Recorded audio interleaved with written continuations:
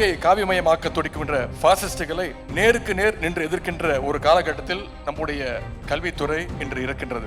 இந்த சவாலான சூழலை நம்முடைய முதலமைச்சருடைய வழிகாட்டுதலோடு சாதனைக்கான வாய்ப்பாக மாற்றி வரும் என்னுடைய நண்பர் அன்பில் மகேஷ் அவர்களுக்கு நம்முடைய வாழ்த்துக்கள், பாராட்டுகள். பொதுவாக எந்த ஒரு விஷயத்தை எடுத்துக்கொண்டாலும் அதில் சாதக பாதக விஷயங்கள் இருக்கும். ஆனால் பாதகத்தை மட்டுமே கொண்ட ஒன்றென்றால் அது இந்த புதிய கல்விக் கொள்கை மட்டும்தான். மகளிர், திருநர், மாற்றுத்திறனாளியுடைய கல்விக்காக எந்த ஒரு சிறப்பு அம்சமும் இந்த புதிய கல்விக் கொள்கையில் இடம்பெறவில்லை. 3ஆம் வகுப்பு, 5ஆம் வகுப்பு, 8ஆம் வகுப்புல பொதுத் தேர்வு, 9ஆம் வகுப்பு முதல் 12ஆம் வகுப்பு வரை செமஸ்டர் தேர்வு என்ற பெயர்ல 40 தேர்வுகள், அடுத்து கல்லூரியில் சேர தனியாக நுழைவுத் தேர்வு என்று இந்த புதிய கல்விக் கொள்கை சொல்கின்றது. மொத்தத்தில் யாரெல்லாம் படித்து மேலே வர வேண்டும் என்பதற்கு பதிலாக யாரெல்லாம் படிக்கக்கூடாது என்று ஃபில்டர் செய்யும் முயற்சியே இந்த புதிய கல்விக் கொள்கை. தமிழ்நாடு எத்தனையோ சூழ்ச்சிகளை எதிர்த்து போராடி இருக்கின்றது, வென்று இருக்கின்றது.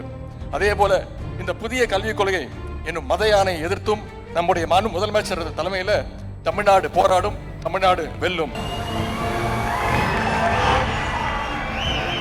ஒன்றிய பாஜக அரசு பொறுத்த வரைக்கும் எல்லாத்தையும் காவியமயமாக்கும். முதல்ல கல்வியை காவியமயமாக்கும். அதுக்காக கொண்டு வந்ததுதான் இந்த தேசிய கல்விக் கொள்கை.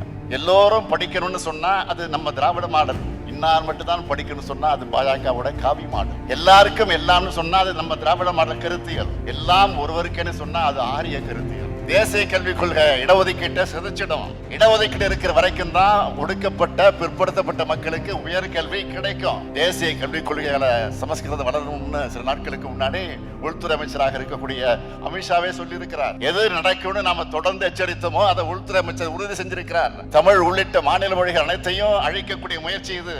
இதை தடுக்க ஒரே வழி கல்வியை மீண்டும் மாநில பட்டியலுக்கு கொண்டு வருவதுதான்.